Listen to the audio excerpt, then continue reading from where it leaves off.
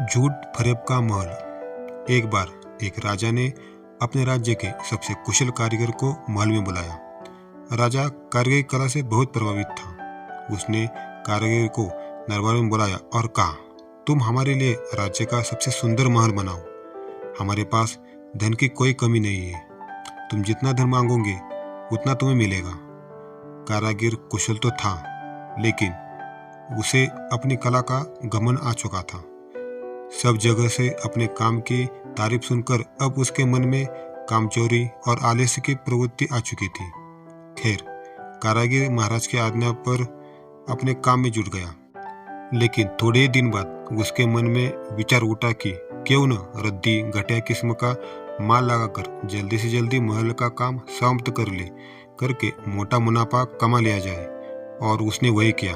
कारीगर ने घटिया किस्म का माल लगाकर महल की बुरी दीवारें खड़ी कर दी।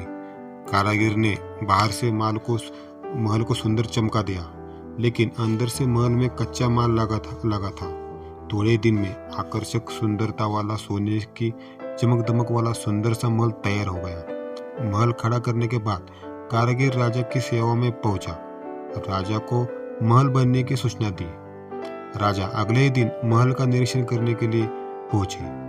महल को देख राजा बहुत ही प्रभावित हुए। महल बहुत ही आकर्षित और सुंदर लग रहा था। राजा ने कारीगर की बहुत प्रशंसा की और कहा, मैं तुम्हारी कुशलता से बहुत प्रभावित हूँ। इतने सुंदर महल निर्माण के लिए तुम्हें जो भी इनाम दिया जाए वो कम है। मैं सोच रहा हूँ इस अद्भुत कार्य के लिए तुम्हें क्या इनाम दिया जाए।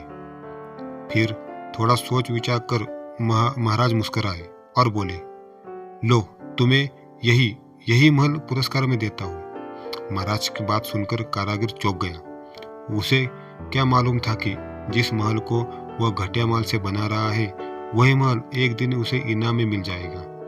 राजा महल का निरीक्षण करके और महल को कारीगर के इनाम में देकर चले गए। कारीगर अपने किए पर मुंह छुपाकर रोने लगा। इनाम के लालच में कारीगर का बनाया गया खोखला महल उसी के हत्थे चढ़ गया।